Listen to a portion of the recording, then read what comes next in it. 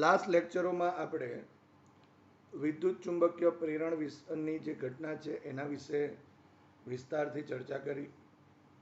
વિદ્યુત ચુંબકીય પ્રેરણની ઘટનામાં વિદ્યુત પ્રવાહ કેવી રીતે પ્રેરિત થાય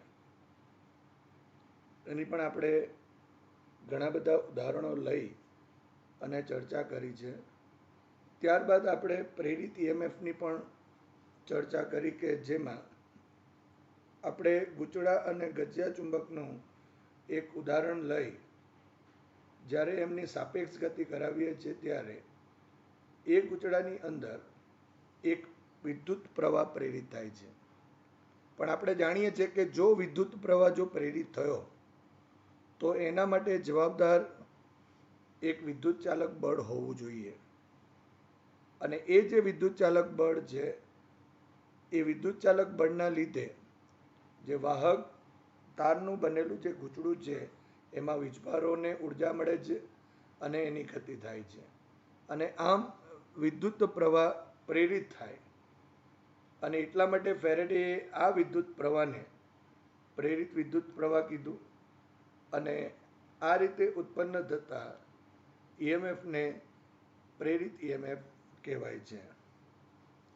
આપણે જાણીએ છીએ કે કોઈ પણ ગૂંચળું કે બંધ ગાળો હોય તો એ બંધ ગાળા સાથે સંકળાયેલ જે ચુંબકીય ફ્લક્સ છે એ ચુંબકીય ફ્લક્સના લીધે આપણે વિદ્યુત પ્રવાહ પ્રેરિત કરી શકતા નથી. પરંતુ જો કોઈક રીતે જો એ ચુંબકીય ફ્લક્સમાં ફેરફાર કરવામાં આવે તો એ ચુંબકીય ફ્લક્સમાં ફેરફાર કરવાથી આપણે અહીં પ્રેરિત વિદ્યુત પ્રવાહ મેળવી શકાય. એ જ રીતે આપણે પ્રેરિત ઈએમએફ પણ મેળવીએ છીએ. આપણે વિસ્તારથી લેન્સના નિયમ અને ફેરેડેના નિયમની ચર્ચા કરી. આપણે લેન્સના નિયમ ઉપરથી પ્રેરિત ઈએમએફની દિશા કઈ હોય એની ચર્ચા કરી છે અને ફેરેડેના નિયમ ઉપરથી એ પ્રેરિત ઈએમએફ છે એનું મૂલ્ય કેટલું હોઈ શકે એની પણ આપણે ચર્ચા કરી છે. તો એ બધા જ થિયરમ્સનો ઉપયોગ કરીને આજે આપણે એના પર આધારિત ઉદાહરણ અને સ્વાધ્યાયના દાખલા વિશે જોઈશું. તે પહેલાં આપણે થોડીક એક નાની સરખી ચર્ચા જો કરવી હોય તો એમ કરી શકાય કે જો ધારો કે કોઈ પણ બંધ ગાળો અથવા તો ગૂંચળા સાથે સંકળાયેલું જે ચુંબકીય ફ્લક્સ છે એ ફ્લક્સની અંદર જો ફેરફાર કરવો હોય તો એ ફેરફાર ઘણી રીતે કરી શકાય છે. દાખલા તરીકે આપણે કહેવું હોય કે એમ કહી શકાય કે કોઈ બંધ ગાળો કે ગૂંચળા સાથે સંકળાયેલું જે ચુંબકીય flux phi is equal to B dot A. So B A cos theta થશે. આપણે આગળ ચર્ચા કરી તે મુજબ જો બીમાં ફેરફાર થાય કે એમાં ફેરફાર થાય કે થીટામાં ફેરફાર થાય અથવા તો કોઈ બે રાશિઓમાં જ્યારે ફેરફાર થાય તો ફ્લક્સમાં ફેરફાર થાય. અને જો ફ્લક્સમાં ફેરફાર સમયની સાપેક્ષ થાય છે માટે એ ફ્લક્સમાં થતા ફેરફારનો જે સમય દર છે એનું ઋણ મૂલ્ય એ ફેરેડેના નિયમ મુજબ પ્રેરિત ઈએમએફનું મૂલ્ય આપે છે. તો આ બધી વાતો જે છે એના ઉપર આધારિત દાખલાઓની આપણે આજે ચર્ચા કરીએ અને આપેલ જે માહિતી છે એ માહિતી ઉપરથી આપણે અહીં દાખલા ગણીશું. બીજી એક વાત નોંધી લઈએ કે આપણે એવું પણ માર્ક કર્યું છે કે જ્યારે લેન્સના નિયમની ચર્ચા કરી ત્યારે આપણે એક વાત કરેલી કે જો ગૂંચળું સ્થિર છે અને ધારો કે ગજિયા ચુંબકને એને તરફ એટલે કે ગૂંચળા તરફ ગતિ કરાવીએ અથવા તો આપણે ગૂંચળાથી એને દૂર તરફ ગતિ કરાવીએ તો ગૂંચળા સાથે સંકળાયેલા ચુંબકીય ફ્લક્સમાં ફેરફાર થાય છે. એનો અર્થ એવો થયો કે જ્યારે ગજિયો ચુંબક ગૂંચળા તરફ જાય છે ત્યારે એ ગૂંચળા સાથે સંકળાયેલા ચુંબકીય ફ્લક્સમાં વધારો થાય છે.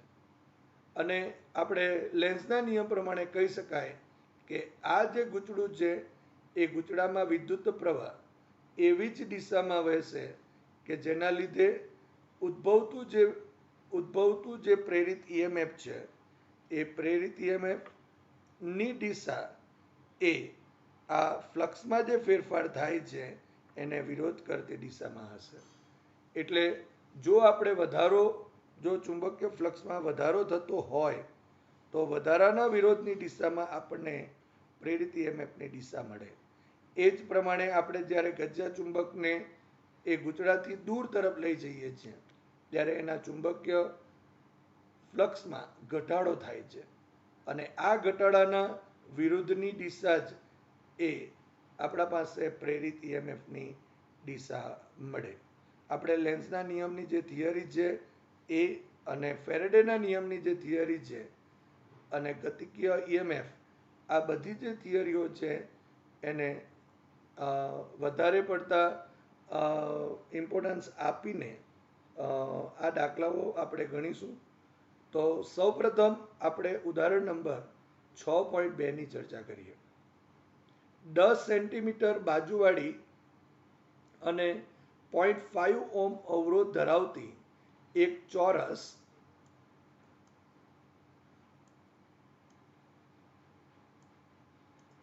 લૂપ પૂર્વ પશ્ચિમ સમતલમાં ઊભી મૂકવામાં આવે છે.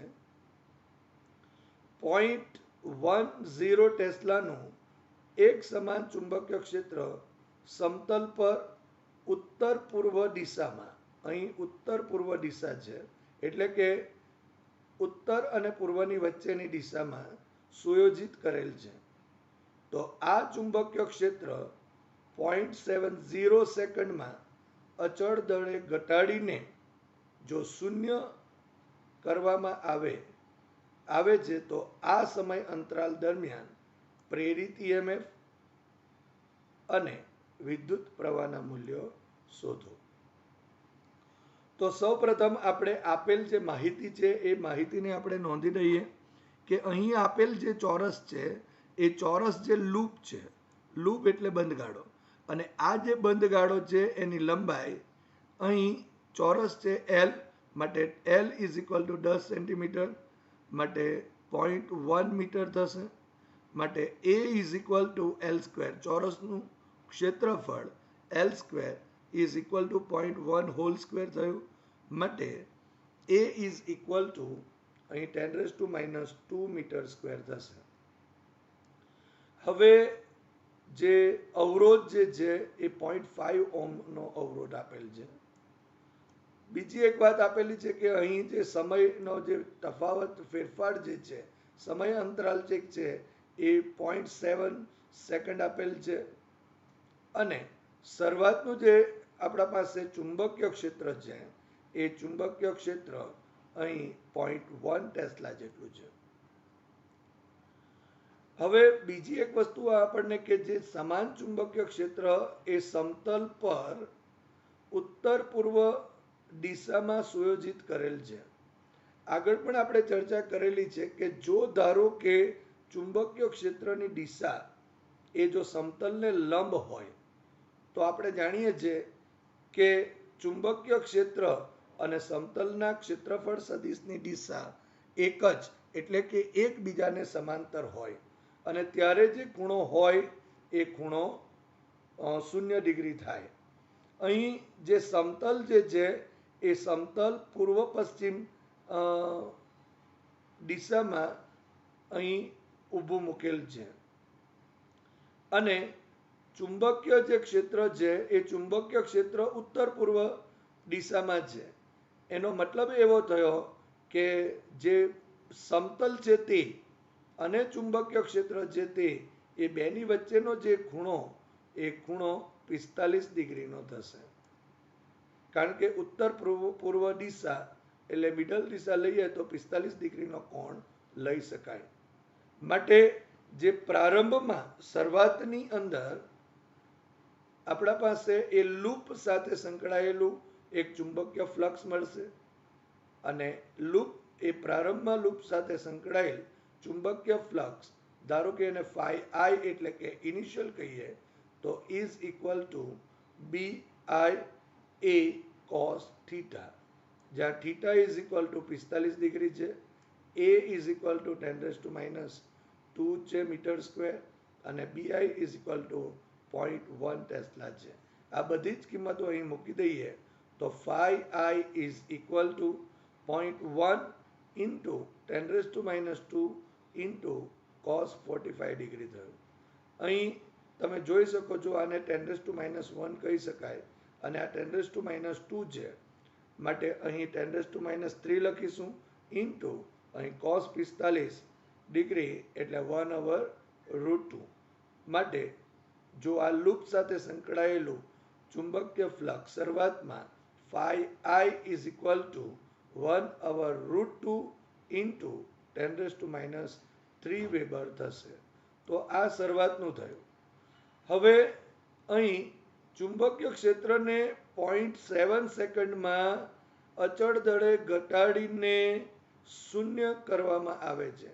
એટલે કે ફાઇનલ જે ચુંબકીય ક્ષેત્ર છે એ તો 0 છે. માટે અંતિમ ચુંબકીય ફ્લક્સ જો વિચારીએ તો phi F is equal to BF A cos theta. પરંતુ અહીં ચુંબકીય ક્ષેત્ર 0 છે માટે phi F is equal to 0. એનો મતલબ કે શરૂઆતમાં આટલું ફ્લક્સ હતું અને ઘટીને એ 0 થાય છે માટે અહીં ફ્લક્સમાં ફેરફાર થયો કહેવાય. અને જો ફ્લક્સમાં ફેરફાર થાય તો આપણે જાણીએ છીએ ફેરેડેના નિયમ મુજબ કે એ જે લૂપ છે એ લૂપમાં એક પ્રેરિત વિદ્યુત પ્રવાહ અને પ્રેરિત EMF મળે. તો પહેલાં આપણે ફેરેડેના નિયમ મુજબ અહીંયા પ્રેરિત EMF શોધીએ. તો પ્રેરિત EMF epsilon is equal to minus d∅/dt. So epsilon is equal to minus અહીંયા d∅/dt. જો અહીં ઋણ નિશાની અવગણતા જો ઋણ નિશાની આવે તો આપણે એને અવગણી શકીએ અથવા તો અહીં જે આપણને પ્રેરિત EMF મળે છે એ પ્રેરિત EMFને માનાંકમાં લઈ શકાય.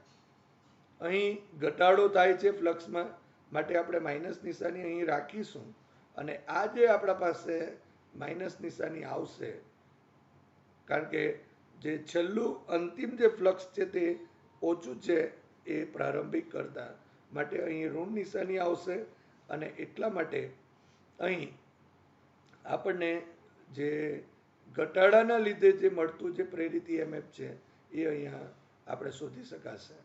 માટે epsilon is equal to minus અહીંયા phi F minus phi I divided by dt, જ્યાં dt એ સમયનો અંતરાલ છે. માટે epsilon is equal to minus 0 minus 1/√2 into 10 raised to minus 3 જે આપણે અહીં મેળવેલ છે અને ડિવાઇડેડ બાય જે સમય છે એ 0.7 સેકન્ડ જેટલો છે માટે 0.7 આપણે અહીં લખેલ છે. માટે એપ્સાઇલોન ઇઝ ઇક્વલ ટુ આ 10 raised to minus 3 થશે. આ 1/√2 છે અહીં માઇનસ અને આ માઇનસ એ પ્લસ થવાનું માટે 10 raised to minus 3 ઉપર લખીએ છીએ. આ 1/√2 એટલે √2 નીચે છેદમાં જશે ઇન્ટુ આ 0.7 લખેલ છે માટે epsilon is equal to 10 raised to minus 3 divided by √2 into 0.7 થશે. So is equal to 10 raised to minus 3 અહીં √2 ની કિંમત લખીએ 1.414 ઇન્ટુ 0.7.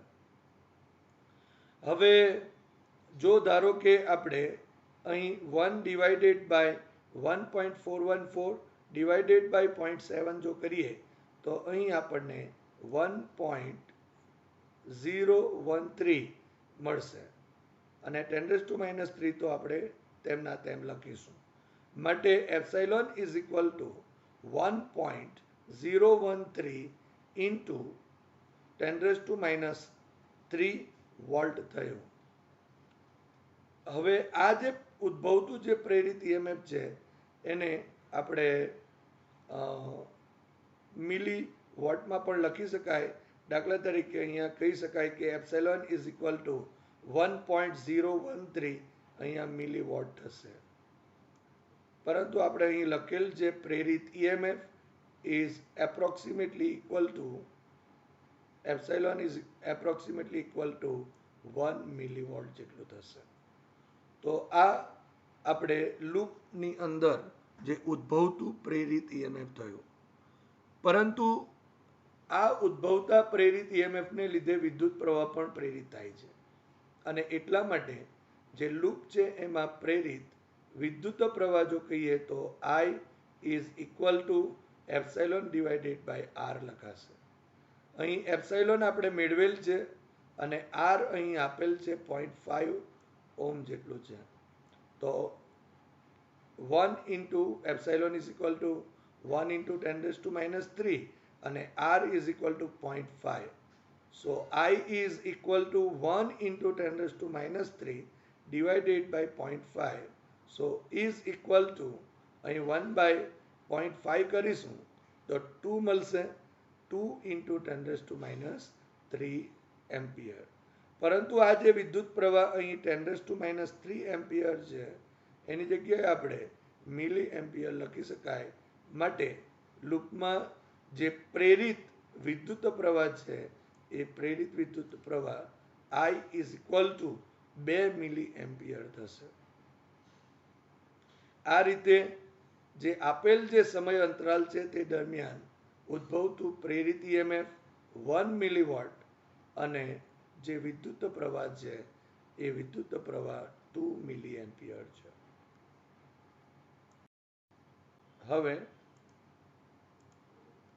ઉદાહરણ નંબર 6.3 ની ચર્ચા કરીએ. 10 સેન્ટીમીટર ત્રિજ્યા 500 આંટાઓ અને 2 ઓહમ અવરોધ ધરાવતા એક ગોળાકાર ગૂંચળાને તેનું સમતલ પૃથ્વીના ચુંબકીય ક્ષેત્રના સમક્ષિતિજ ઘટકને લંબ રહે તે રીતે મૂકવામાં આવે છે. તેને 0.25 સેકન્ડમાં તેના ઉર્ધ્વ વ્યાસને અનુલક્ષીને 180 ડિગ્રીનું ભ્રમણ કરાવવામાં આવે છે. તો આ ગૂંચળામાં પ્રેરિત ઈએમએફ અને વિદ્યુત પ્રવાહના માનનો અંદાજ લગાવો. માન એટલે કે મૂલ્યનો અંદાજ લગાવો. આ સ્થળ પર પૃથ્વી પરના ચુંબકીય ક્ષેત્રનો સમક્ષિતિજ ઘટક 3 into 10⁻⁵ ટેસ્લા જેટલું છે. હવે આપણને જે આ દાખલામાં આપેલ જે માહિતી છે એ માહિતીમાં એક ગૂંચળું છે કે જેની અંદર આંટાની સંખ્યા 500 છે અને એ ગૂંચળાના આડછેદની જે ત્રિજ્યા છે એ ત્રિજ્યા અહીં 10 સેન્ટીમીટર છે. તો સૌપ્રથમ આપેલ જે વાતો છે એને નોંધી લઈએ. અહીં R is equal to 10 centimetre, so 10 into 10⁻² metre થશે. માટે R is equal to 10⁻1 metre. So N is equal to અહીં 500 આપેલ છે. R એટલે કે જે ગૂંચળું છે એનો અવરોધ R is equal to 2 ohm આપેલ છે. જે સમય અંતરાલ આપેલો છે એ delta T is equal to 0.25 second છે.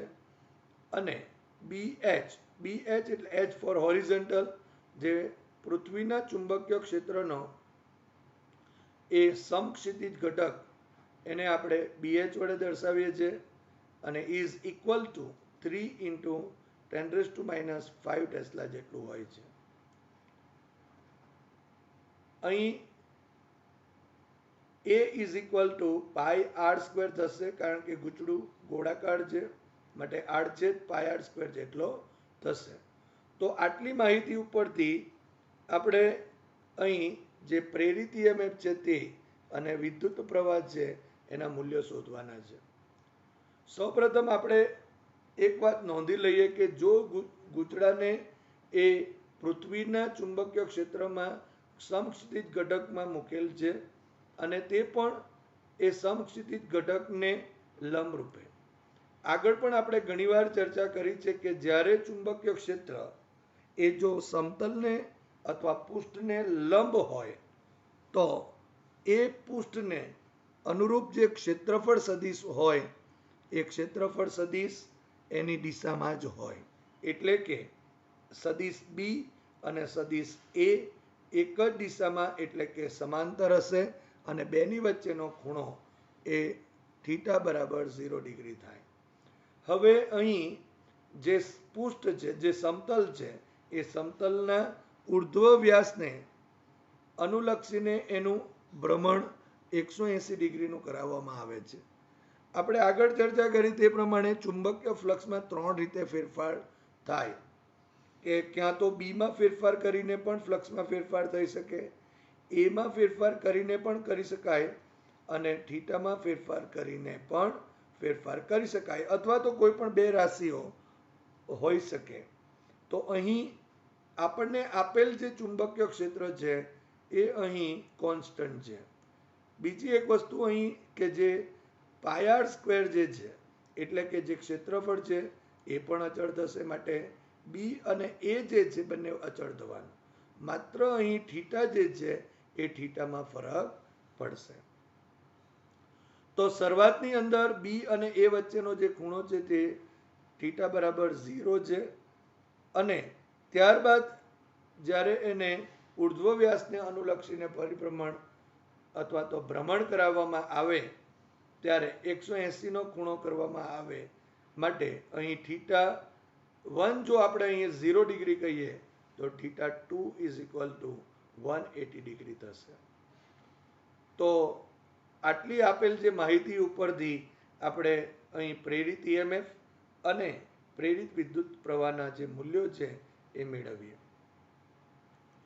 તો શરૂઆતમાં ગૂંચળા સાથે સંકળાયેલ પ્રારંભિક ચુંબકીય ફ્લક્સ કહીએ તો phi I is equal to B A cos theta, જ્યાં થીટા ઇઝ ઇક્વલ ટુ 0, માટે phi I is equal to B, અહીં a is equal to pi r square અને કોસ 0, પણ કોસ 0 ઇઝ ઇક્વલ ટુ 1 થશે. અહીં બધી જ કિંમત આપેલી છે. અહીં બી એટલે કે BH અને ઇઝ ઇક્વલ ટુ 3 ઇન્ટુ 10⁻⁵ લખીશું ઇન્ટુ પાય ઇન્ટુ આરનો વર્ગ, R is equal to 10⁻⁻1 metre છે અને એટલા માટે 10⁻1 raise to 2 into cos 0 is equal to 1 થશે. માટે phi I is equal to 3 into 10⁻⁵ into pi into 10⁻1 raise to 2 into 1 થશે. તમે અહીંયા જોઈ શકો છો 10⁻1 હોલ સ્ક્વેર, સો 10⁻2 થશે. અહીં 10⁻5 છે માટે આપણે 10⁻7 લખી શકાય અને આ 3 અને પાય અહીંયા આગળ લખેલ છે, માટે phi I is equal to અહીં 3 પાય ઇન્ટુ 10⁻7 વેબર થયું. તો આ આપણી પાસે શરૂઆતની અંદર ફ્લક્સ હતું, જે ગૂંચળા સાથે સંકળાયેલ ફ્લક્સ એ શરૂઆતનું 3 પાય ઇન્ટુ 10⁻7 વેબર છે. પરંતુ હવે આ ગૂંચળાને જે સમતલ છે એની ઉર્ધ્વ વ્યાસને અનુલક્ષીને 180 ડિગ્રીનું ભ્રમણ આપવામાં આવે છે. માટે ભ્રમણ પછી આ ગૂંચળા સાથે સંકળાયેલ અંતિમ ચુંબકીય ફ્લક્સ એ phi F is equal to B A cos theta મુજબ આપણે લખવું હોય તો બી તેમનું તેમ લખાશે, એ પાય આર સ્ક્વેર થશે અને કોસ 180 થયો, જ્યાં કોસ 180 ઇઝ ઇક્વલ ટુ -1 લખાશે. આ બી આર ની કિંમત આપણે જો ઉમેરી દઈએ તો phi F is equal to 3 into 10⁻5 into pi into 10⁻1 raise to 2 into -1. અહીં -1 આગળ લઈ લઈએ, આ 3 અને પાય અને અહીંયા 10⁻5 અને 10⁻2 માટે 10⁻7 માટે phi F is equal to -3 pi into 10⁻7 weber થયું. તો આ ગૂંચળાનું અંતિમ જે ચુંબકીય ફ્લક્સ છે એ આપણને મળે છે. હવે જો પ્રેરિત EMF જો મેળવવું હોય તો આપણે ફેરેડેના નિયમ મુજબ જાણીએ છીએ કે એ જે ફ્લક્સ છે એ ફ્લક્સમાં ફેરફાર થાય અને એના માટેનો જે સમય અંતરાલ છે એ પણ આપણને આપેલો છે 0.25 સેકન્ડ. માટે ફેરેડેના નિયમ મુજબ જો ગૂંચળામાં ઉદ્ભવતું જે પ્રેરિત EMF છે એ epsilon is equal to minus n delta phi by delta t. માટે અહીં epsilon is equal to minus n delta ફાઈની જગ્યાએ આપણે phi F minus phi I final minus initial લખીશું ડિવાઇડેડ બાય ડેલ્ટા ટી થયું. માટે એપ્સાઇલોન ઇઝ ઇક્વલ ટુ આ બધી કિંમતો આપણે જો ઉમેરી દઈએ તો n બરાબર 500 થશે. અહીં જે ફાઈ એફ છે તે માઇનસ 3 પાઈ ઇન્ટુ 10⁻⁷ છે અને phi I is equal to 3 pi into 10⁻⁷ weber છે. તો એ કિંમત આપણે લખીએ તો માઇનસ 3 પાઈ ઇન્ટુ 10⁻⁷ માઇનસ અહીંયા plus 3 pi into 10⁻⁷ divided by 0.25. So epsilon is equal to -500 કૌંસમાં અહીં minus minus minus 3 pi into 10⁻⁷ minus 3 pi into 10⁻⁷. So અહીં -6 પાઈ ઇન્ટુ 10⁻⁷ થશે. માટે એપ્સાઇલોન ઇઝ ઇક્વલ ટુ -500 કૌંસમાં -6 પાઈ ઇન્ટુ 10⁻⁷ ડિવાઇડેડ બાય 0.25 થયો. અહીં તમે જોઈ શકો છો કે આ માઇનસ અને આ માઇનસ જો કેન્સલ આઉટ થાય તો આપણે લખી શકાશે. અહીં આના પછીના સ્ટેપમાં આપણે પ્લસ લખીશું. માટે epsilon is equal to -500 into -6 into પાઈની કિંમત 3.14 ઇન્ટુ 10⁻⁷ ડિવાઇડેડ બાય 0.25. તમે અહીં માઇનસ અને માઇનસ પ્લસ થશે અને આ 6 ઇન્ટુ 500 માં જે 500 છે એટલે કે 100, આ 100 અને આ 10⁻⁷ ઇઝ ઇક્વલ ટુ આપણે લખવું હોય તો 10⁻⁵ થશે. અહીં 6 ઇન્ટુ 5 ઇઝ ઇક્વલ ટુ 30 લખેલ છે. આ 3.14 અંશમાં અને છેદમાં 0.25. માટે epsilon is equal to 30 into 3.14 into 10⁻⁵ divided by 0.25. હવે અહીં 10⁻⁵ લખી દીધું છે. અહીં 30 ઇન્ટુ 3.14 ડિવાઇડેડ બાય 0.25 કરીશું તો અહીં epsilon is equal two 376.8 into 10⁻⁵ મળશે. હવે જો આપણે દશાંશ જે ચિહ્ન છે એને બે ડાબી તરફ જો આ રીતે ખસેડીશું તો અહીં 10⁻² થશે. માટે અહીં epsilon is equal two 3.768 into 10⁻³ volt થયું. તો આ આપણને એ ગૂંચળામાં જે પ્રેરિત EMF છે એનું મૂલ્ય મળે છે. અને જો આ 10⁻³ વોલ્ટ જે છે એને બદલે આપણે અહીં મિલીવોલ્ટ લખી શકાય. માટે epsilon is equal two 3.768 millivolt જેટલું થશે.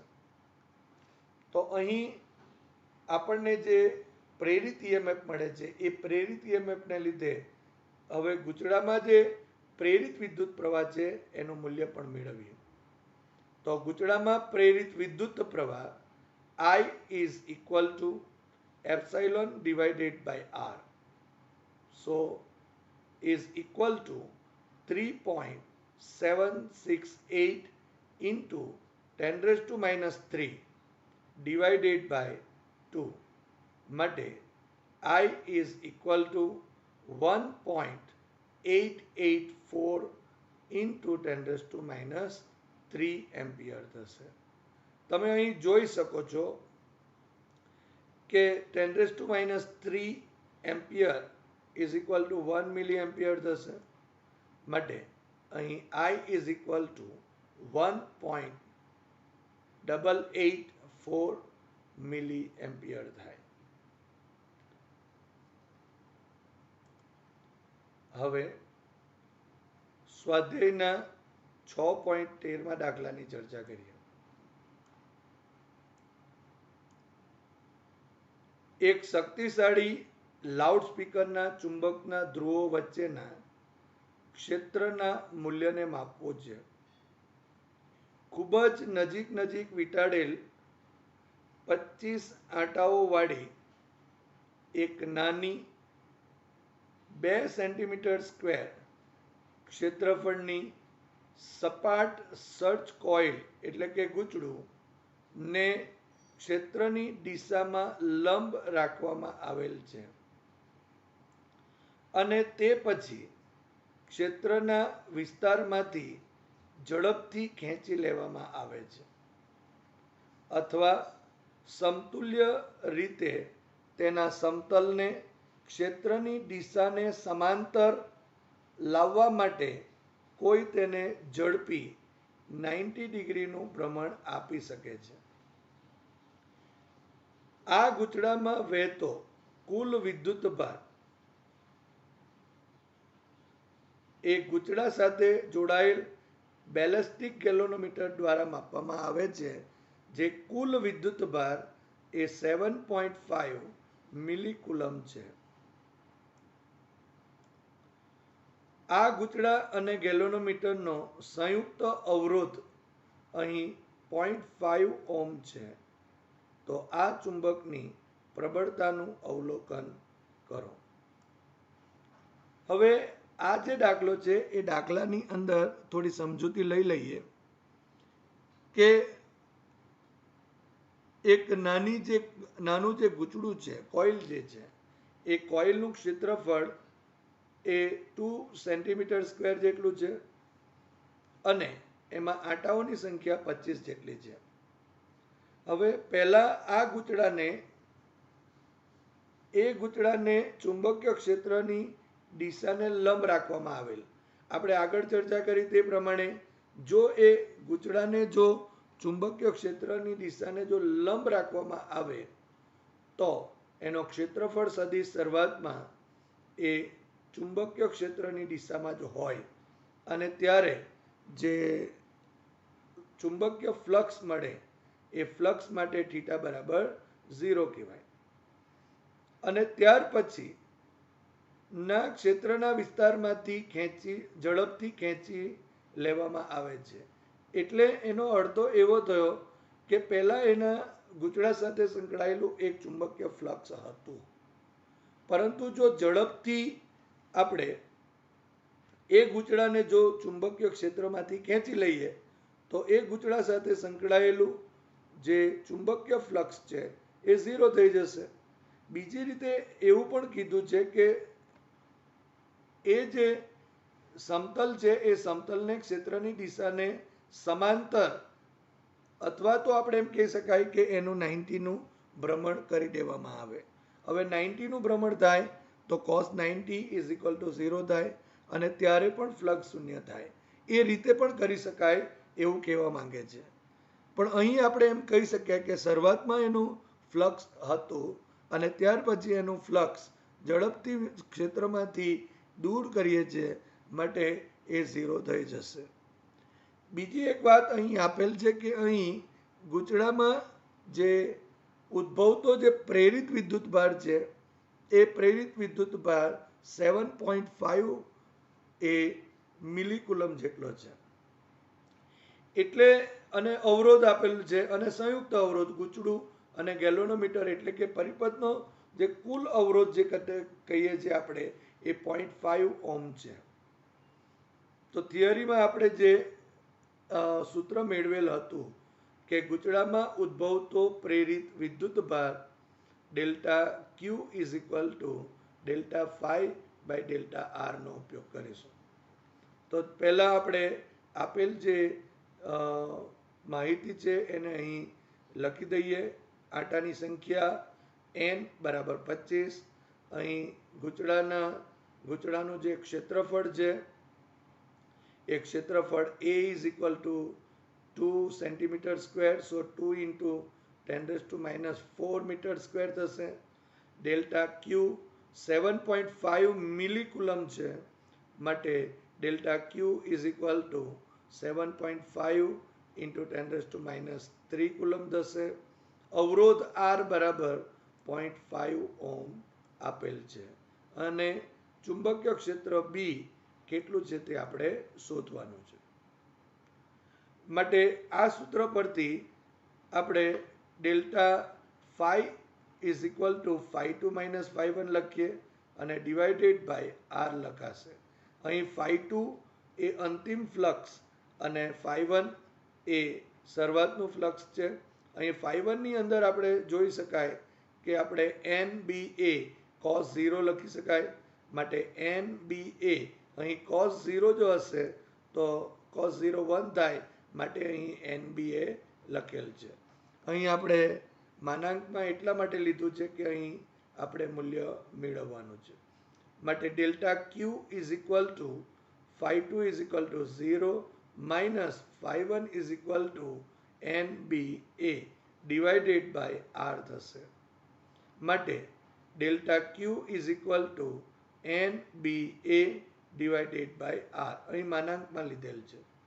માટે B ને જો સૂત્ર કરતા કહીએ તો delta Q into R divided by N into A થશે.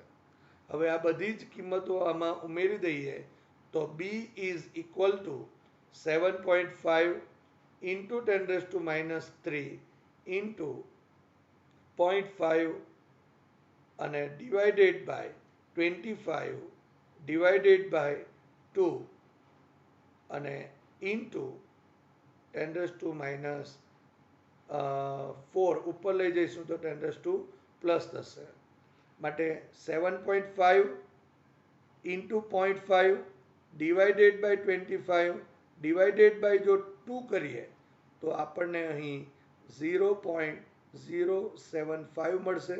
આ 10⁻⁴ છેદમાં જે અંશમાં લઈ જઈશું તો 10⁻⁴ થશે.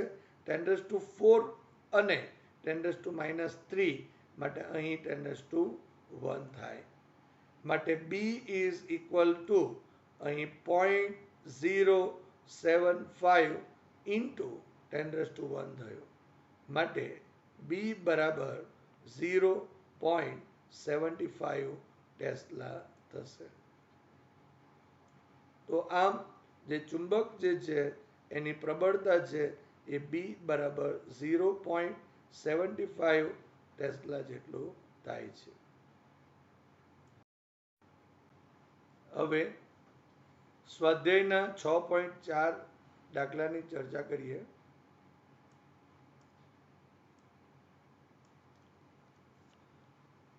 આઠ સેન્ટીમીટર અને 2 સેન્ટીમીટર બાજુઓ વાળા અને એક નાનો કાપ એટલે કે કટ ધરાવતા એક લંબચોરસ તારનો ગાળો એટલે કે લૂપ 0.3 ટેસ્લા ની તીવ્રતાના અને ગાળાને લંબ દિશામાં એક સમાન ચુંબકીય ક્ષેત્રના વિસ્તારમાંથી બહારની તરફ ગતિ કરી રહ્યો છે. જો ગાળાનો વેગ જો 1 સેન્ટીમીટર પર સેકન્ડ. ક્વેશ્ચન A લાંબી બાજુને અને ક્વેશ્ચન B ગાળાની ટૂંકી બાજુને લંબ દિશા તરફનો હોય તો આ કાપાના છેડા વચ્ચે ઉત્પન્ન EMF કેટલું હશે? પ્રત્યેક કિસ્સામાં પ્રેરિત વોલ્ટેજ કેટલા સમય માટે રહેશે? હવે આપણને જે આપેલ જે માહિતી છે આ દાખલાની અંદર એમાં 8 સેન્ટીમીટર લંબાઈ અને 2 સેન્ટીમીટર પહોળાઈનો એક લૂપ આપેલ છે. એમાં નાનો કાપ કરેલ છે અને આ જે લંબચોરસ જે લૂપ છે એને એક સમાન ચુંબકીય ક્ષેત્ર જેનું મૂલ્ય 0.3 ટેસ્લામાં મૂકેલ છે. હવે ગાડાને લંબ દિશામાં, હવે એનો જે વેગ છે તે લાંબી બાજુને લંબ દિશામાં અને ટૂંકી બાજુને લંબ દિશામાં ગતિ કરાવવામાં આવે છે, એ લૂપનો વેગ. તો બંને કિસ્સાની અંદર આપણે સૌપ્રથમ ઈએમએફ શોધવાનું છે અને આ ઈએમએફ વખતે જે પ્રેરિત વોલ્ટેજ મળશે એ કેટલા સમય માટે રહે છે એની પણ આપણે ચર્ચા કરવાની છે. તો આપણે અહીં ગતિકીય ઈએમએફ ના સમીકરણ epsilon is equal to minus B V L, જ્યાં માઇનસ નિશાની આપણે જાણીએ છીએ લેન્સના નિયમને ની હાજરી સૂચવે છે, તો એનો ઉપયોગ આપણે કરીશું.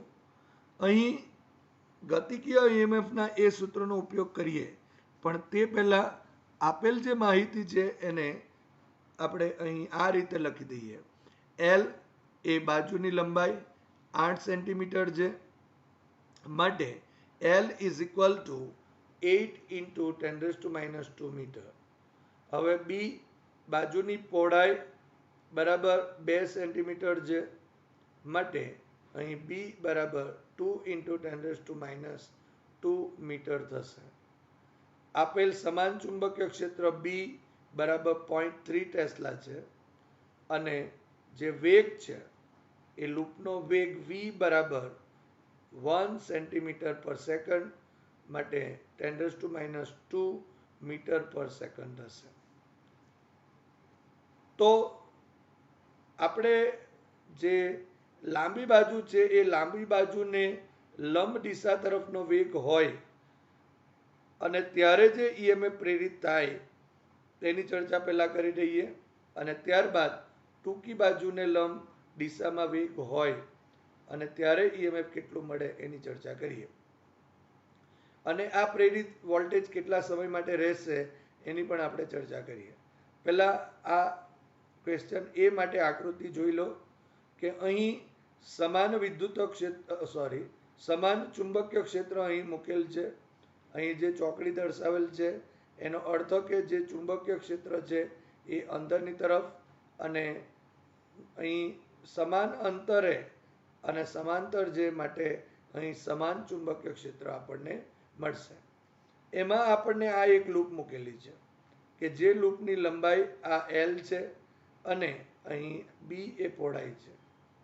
આપણા ક્વેશ્ચન એમાં અહીં મોટી બાજુ એટલે કે આ લંબાઈને લંબ વેગ હોય ત્યારે, એટલે કે આ રીતની પરિસ્થિતિમાં હવે તમે જોઈ શકો છો કે જે જ્યારે મોટી બાજુ એટલે કે લાંબી બાજુ જે છે ને લંબ દિશામાં ગતિ કરાવવામાં આવે, આ જે આપણા પાસે લૂપ છે એને, ત્યારે લૂપમાં ઉદ્ભવતું પ્રેરિત ઈએમએફ એ epsilon is equal to B V L જેટલું થશે.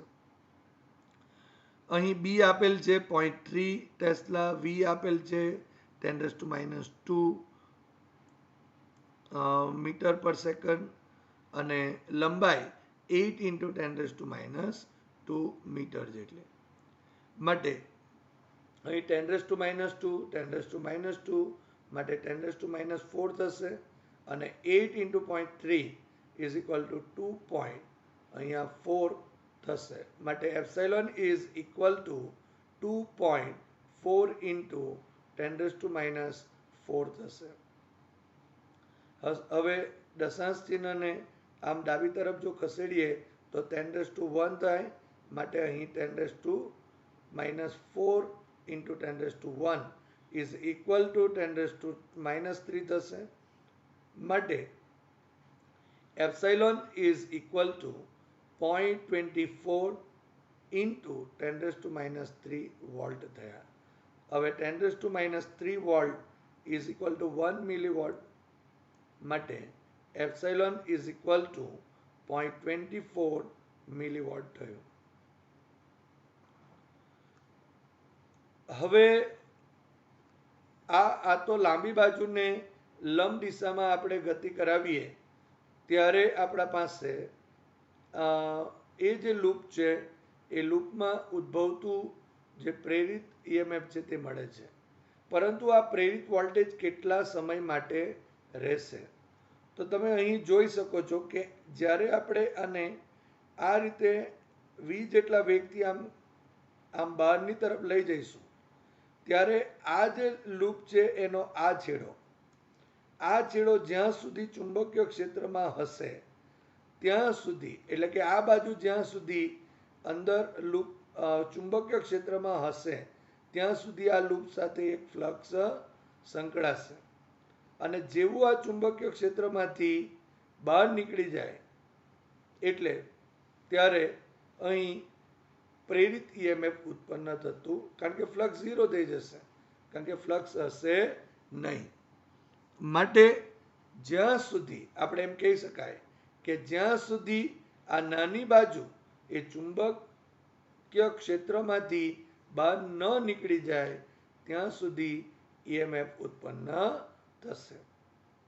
એટલે કે જે પ્રેરિત voltage A T is equal two નાની બાજુની લંબાઈ એટલે આ ડિવાઇડેડ બાય વેગ, એટલે કે ડિવાઇડેડ બાય વેગ કરીએ તો 2 × 10⁻² ડિવાઇડેડ બાય વેગ 10⁻², આમ 10⁻² અને 10⁻² કેન્સલ આઉટ થશે, માટે 2 અહીં સેકન્ડ મળે છે, માટે T is equal to 2 second થયું.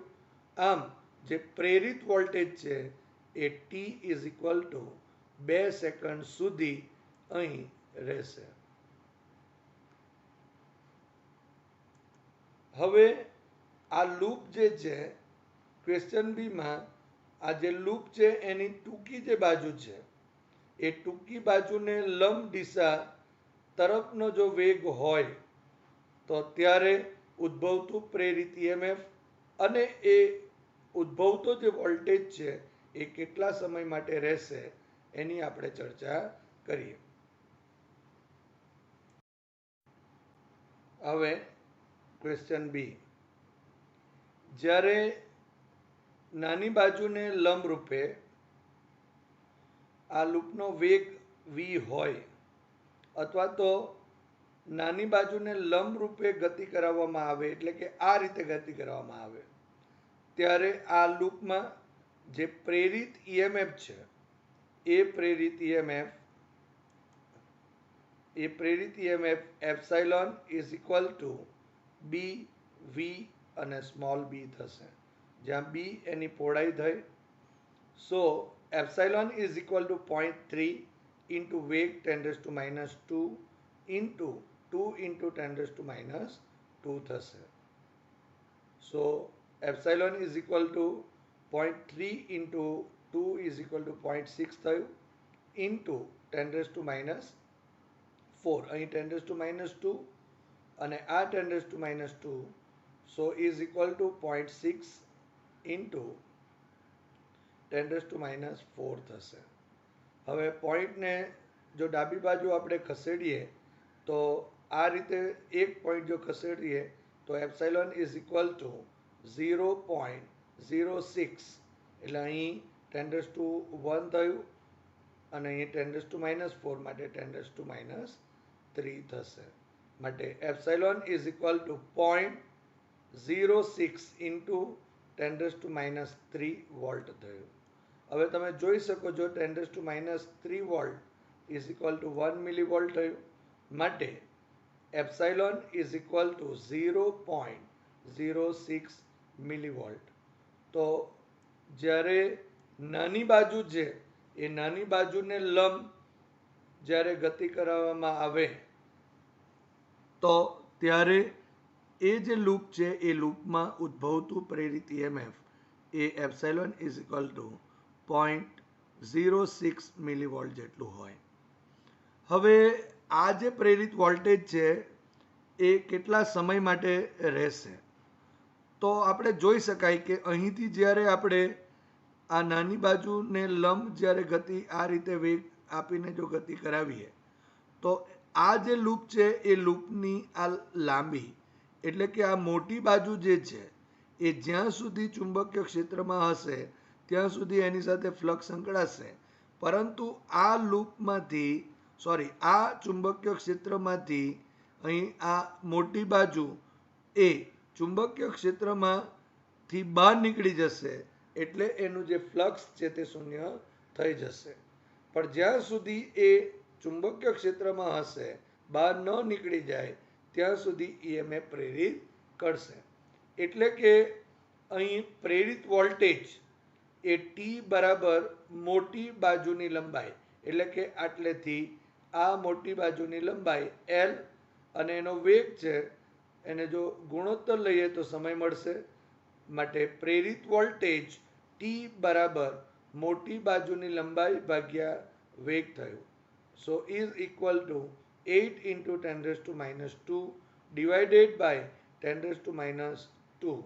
અહીં 10⁻² કેન્સલ આઉટ થયું, માટે T is equal to 8 second જેટલું થયું.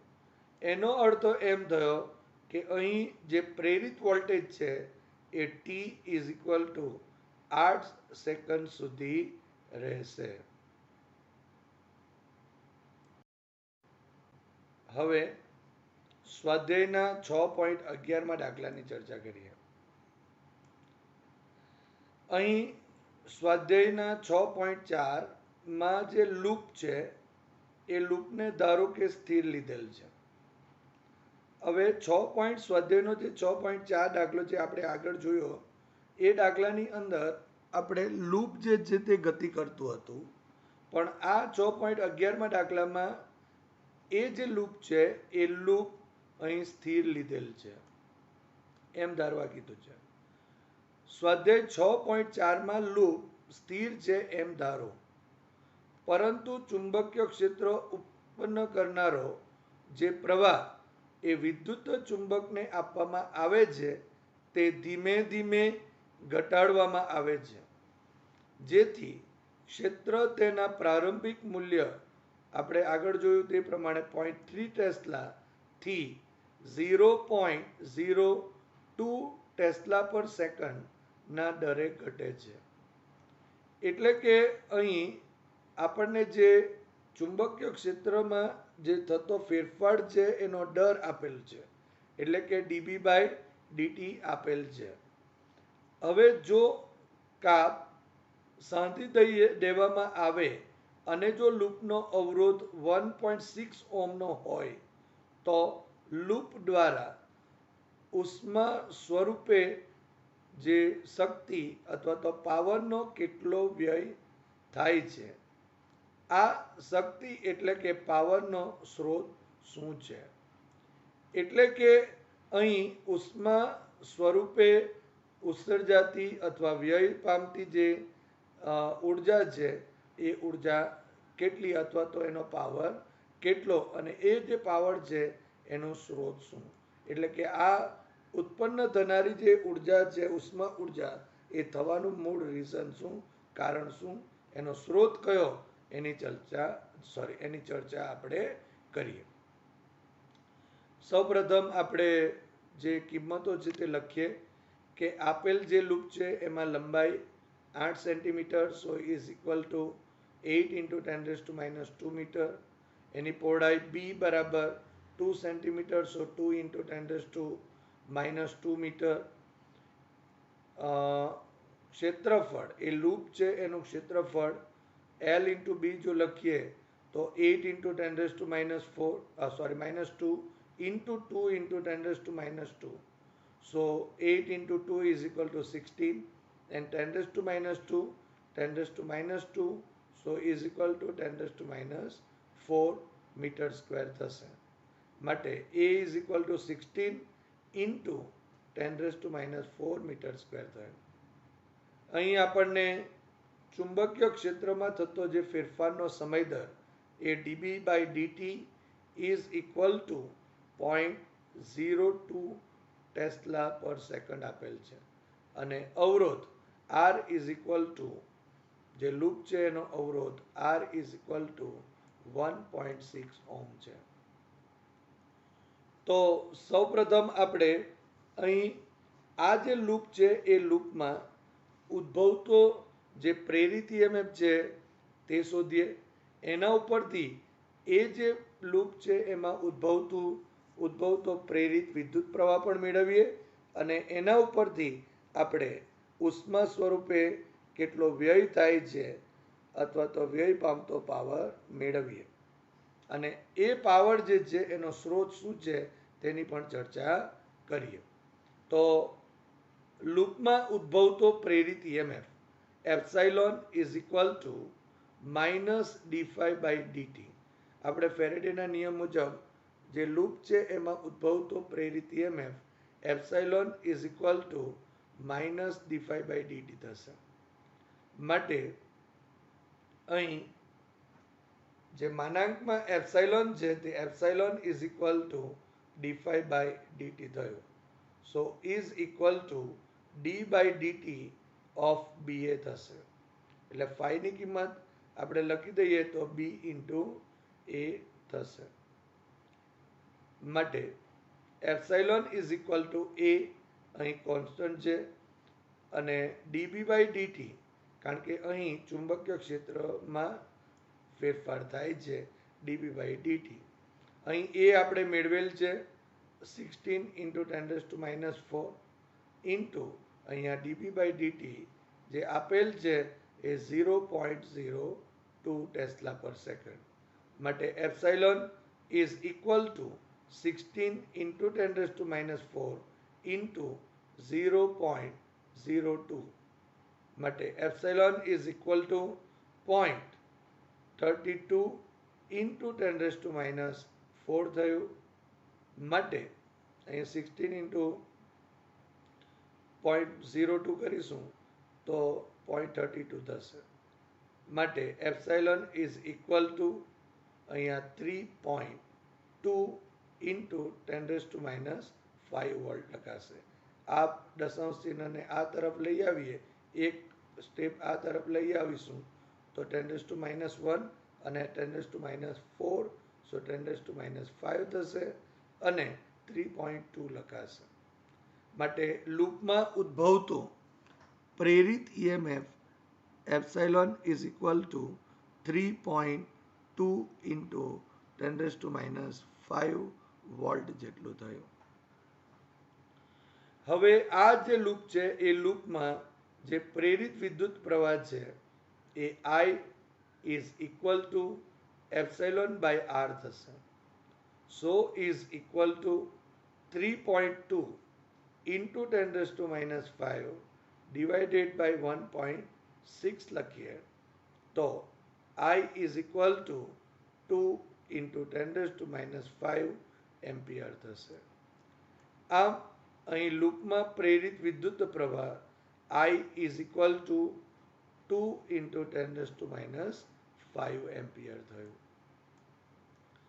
હવે આ જે લૂપ છે એ લૂપમાં ઉષ્મા સ્વરૂપે વ્યય પામતો જો પાવર લખવો હોય તો એ P is equal two I² × R છે. અહીં આપણે વિદ્યુત પ્રવાહની કિંમત મેળવી જે પ્રેરિત વિદ્યુત પ્રવાહ છે અને એ પ્રેરિત વિદ્યુત પ્રવાહ અને અવરોધ આપણને 1.6 ઓહ્મ આપેલ છે. માટે લૂપનો અવરોધ આપેલ છે, લૂપમાંથી વહેતો વિદ્યુત પ્રવાહ આપણને પ્રેરિત વિદ્યુત પ્રવાહ ખબર છે. માટે ઉષ્મા સ્વરૂપે વ્યય પામતો જે power P is equal two I² × R. અહીં I is equal to 2 × 10⁻⁵ whole square into R is equal two 1.6. માટે P ઇઝ ઇક્વલ ટુ અહીં 6.4 × 10⁻10 વોટ થશે. અહીં 5 × 2 10⁻10 and 1.6 ઇન્ટુ આ 2 હોલ સ્ક્વેર છે એટલે 2 whole square is equal two 4. માટે 1.6 × 4 is equal to 6.4 થશે. માટે P is equal to 6.4 × 10⁻10 watt જેટલું થયું અથવા તો આપણે જૂલ પર સેકન્ડ પણ લખી શકાય. આ રીતે ઉષ્મા સ્વરૂપે વ્યય પામતી ઉર્જા એ બાહ્ય પરિબળ કે જેના વડે ચુંબકીય ક્ષેત્રમાં ફેરફાર થાય છે તેના વડે પૂરી પડાય છે. એટલે કે આ ઉત્પન્ન થતી જે ઉષ્મા ઉર્જા અથવા વ્યય પામતી ઉષ્મા ઉર્જા એ બાહ્ય પરિબળ કે જેના વડે આપણે ચુંબકીય ક્ષેત્રમાં ફેરફાર થાય છે તેના વડે આપણે પૂરી પડાય.